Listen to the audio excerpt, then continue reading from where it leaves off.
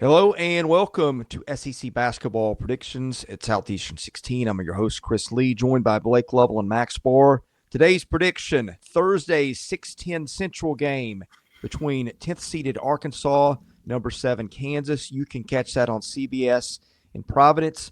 The predictive computers have Kansas as about a 5-point favorite, two teams with lofty expectations in the preseason. And boy, I don't think we ever expected to see these two coaches meeting in a first-round game, but that's where we are. Max Barr, start us off. What catches your eye between Kansas and Arkansas? So initially, a little bit of history. 1-1 against each other in the NCAA tournament are the Jayhawks and the Hogs. Most recently, Arkansas upsetting Kansas as a number 1 seed in 2023. The first win, Kansas upset Arkansas as a number 1 seed in the Elite Eight in 1991. This time around, guys, no number 1 seeds here between the Jayhawks and the Hogs. But we do have Kansas coming in as the preseason number 1 overall team as a 7 seed, and they are a 4.5-point favorite. A bit of a disappointment in terms of preseason expectations compared to current seed lines. And I think it's fitting to match these two squads up right here with a chance to go play Rick Pitino in round 2. All right, I'm starting off with a little heat here, okay? I'm going to say it again. The best 4 letters I'm going to say for every preview video we do, because I'm going to reference it every time. VSIN. VSIN. Are you guys ready? Potential Cinderella qualifiers. Who checks every single box? All of them. Who checks it, Chris? Kansas. Max, who checks every single box? The Hogs. Both of them do. Both teams check every single box when it comes Man knows to what he's doing. potential Cinderellas in this tournament. Scrap everything else when it comes to the matchup. You got 2 teams here that are either going to lose in the first round. Well, they can't both lose. Or they're going to make the Final Four. I'm all in on both of these teams in this matchup. This is fantastic. Thank you to the committee. You screwed up some other stuff, but you got this one right. Let's just get into it. This is going to be tremendous. Okay, I want to start. We're an SEC channel, so let's start with Kansas. The preseason number 1 team in the AP, I think number 2 at Blue Ribbon. And you just look at this and you start unpacking the pieces. Hunter Dickinson, preseason All-American, number 4 in the Ken Pom Player of the Year race this year. Just a massive guy in the middle that nobody can contend with. DeJuan Harris, great defender, redshirt, senior name guard in college basketball. Zeke Mayo, the Summit Player of the Year in 2024. Ryland Griffin in Alabama, 11.2 points a game on a Final Four team. This year didn't do as well. A.J. Storr, almost 17 points a game at Wisconsin. Shot it poorly this year. Shaquille Moore, big piece of Mississippi State's rotation. Badunga, freshman All-American. McDonald's All-American that played a big role. David Coit, Northern Illinois transfer, had multiple 30-point games at Kansas. Look, we're SEC guys. We don't spend a lot of bandwidth on Kansas during the season. But you just look at this roster, and then you read the stuff that people are saying, like, this is not a team that's going to go far. Well, the talent screams it's going to go far, but the results were just in another universe. Like, how do we make sense of what we saw out of Kansas this year, guys? Well, it's a few things. It's the nature of the portal, and you can't always, sometimes the team is a bunch of different pieces and they gel perfectly. Other times a piece or two doesn't fit within the role. You kind of saw that perfectly with Arkansas this year. And it's going to be a big talking point here in this video with Boogie Flan coming back, because maybe Arkansas is much more talented with Boogie Flan, but the roles were a little bit out of whack. A little bit, guys were tug and pull here and there. Not everyone was in the right spots. Boogie Flan goes out, and it kind of just defined the roles a little more. Arkansas did not become more talented. It just became a little bit more set in stone what everyone's roles were and stuff like that.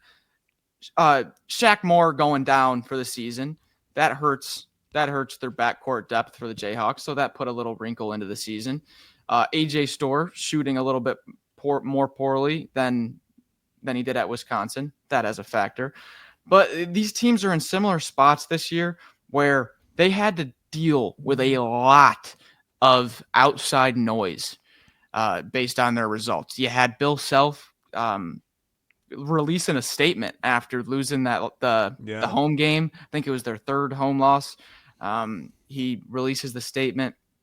You had Calipari, just the entire media was all over him after the slow start to SEC play. So both of these teams, you get the feeling they are much more talented than the seed line, and also probably a bit pissed off as to say, okay, look at guys, we just had a tough season. We had to deal with all this BS from the fans on social media, all this. We got a chance to right every wrong right here by stringing together a few wins. Blake, like you said, thank you, committee, for giving us this matchup. Thank you.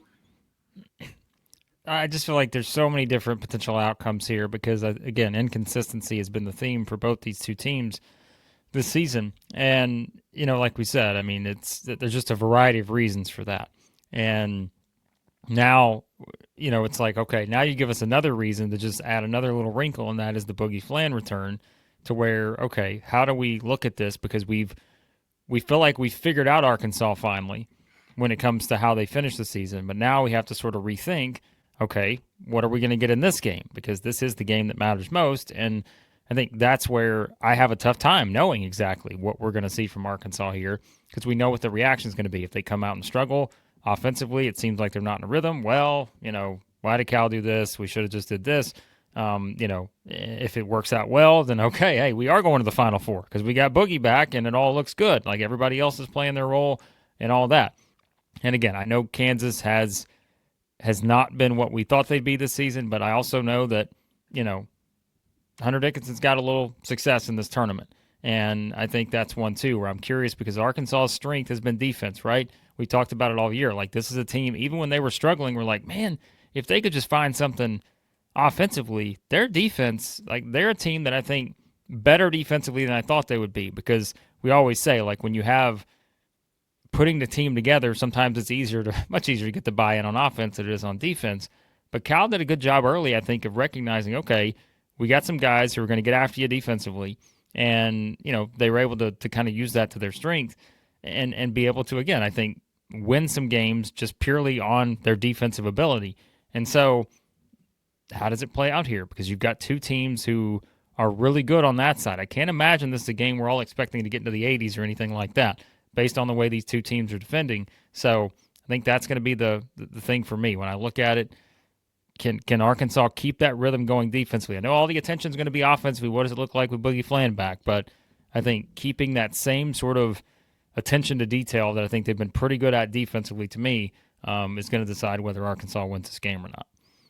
Well, and one more note, if you're watching this, you probably know, but if you don't, Adu Thero been ruled out for Arkansas's first game. He's been, I think, our undisputed best player on that team for most of the season, if not all of it.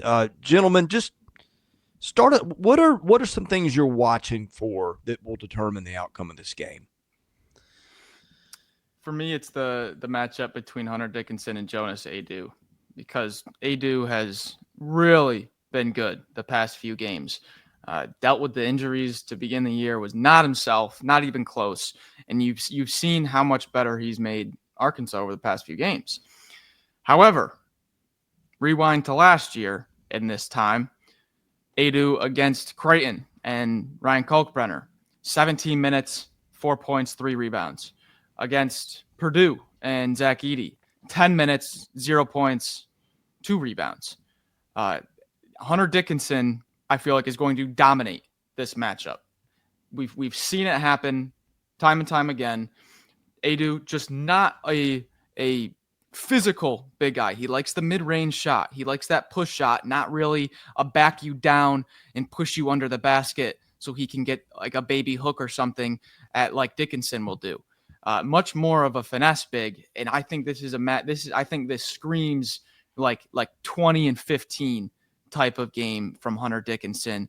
I don't think, especially without Adu Thero, I think the way that Kansas, #1 defense from 2-point range in the Big 12, they are phenomenal at their rim protection. I feel like that matchup there is going to be dominated by Kansas. Well, so we brought up two different guys that are, 6'10" or taller for Arkansas. There's a third in Trevin Brazile. So again, I think it's just, when it comes to just how you're going to rotate all these guys in and out, I mean, it's pretty clear, the pecking order of minutes, right? Adu's going to get the most minutes. You'll see Big Z. I mean, Big Z's probably going to have to be on the floor just because they're probably going to need some things offensively that perhaps he can bring to the table. But is he going to play 30 minutes? Probably not. And then, like we said, with Brazile, I mean, Max, we're sitting in Nashville last week. We're like, man, one of the biggest differences, too, in the way Arkansas is playing right now is just Brazile has found his groove. He is, finally sort of felt like he's getting into that rhythm where pretty much the entire season he just never got there. But look at the minutes that Brazile has played over the past, 6 games. 40, 26, 36, 23, 37, 35. And then you go back before that, we're talking 14, 10, 11, 17. So it's he's had to be on the floor for Arkansas. So I think it's that trio, the big three, not the Big Z, the big three. So you got all three of these guys. How do they, again, rotate, knowing, like you said, I think this is a Hunter Dickinson game where he's going to come out and play well. And fair, unfair, we know people have brought up the knock on Adu about, playing against these kind of opponents, the guys who can kind of go out and dominate a game. Can he step up to the challenge here and not let that happen? Because like we said, it's really going to come down to one of these three guys in some sort of rotation trying to do what they can. But everything else, DJ Wagner's hit a lot of big shots as Arkansas has played well. John L. Davis has found his groove. I mean, even think about, we were talking about, hey, look at Billy Richmond coming in. Look how many good minutes he's given him over the past little bit. Same thing with Carter Knox. He's had those stretches where it's hey, that guy's got to be on the floor. So, Arkansas, the entire roster is very sort of, I think, trending up right now. They all feel like they're playing pretty well. And that's where adding another player to the mix, who we said was their best playmaker in Boogie Flan, is that going to be enough to be able to, we're talking about Hunter Dickinson a lot, but we know there's more to Kansas than just that. Can they do enough, again, to sort of crack that Kansas defense too? It's a good defensive team. So, yeah, I don't know. There's a lot of fun things about this matchup. Picks. Man, this is a tough one because whoever wins this game, I might pick them to win another. Because I saw a stat from Ken Pom that teams that are unranked in the preseason that end up being a 1 or 2 seed have never made the Final Four, ever. And that's Michigan State and St. John's. So whoever wins this game, with all those Cinderella boxes checked off on VSiN, whoever wins this game, I'm probably taking you in the second round. I'm going to go Kansas. Here. I think if Adu Thero was playing, I would go Arkansas. I think he would be the physicality, the rim running, and the free throws that he would draw. I think he would be the difference. Without him, I think Kansas wins around the rim just a bit too much, and I think I'm going to go with that. I don't trust either team to make threes, but I do trust Kansas inside, so I'm going to go with Kansas. It is not often that you get a first-round matchup with that looks like it's an Elite Eight or Final Four game if everything's going close to well. And that's what we have. Honestly, I think if you play this game 5 different times, there's a decent chance that none of those games would look anything like the other. I mean, that's what we're trying to do here. So I'm trying to find some sort of rock to settle on.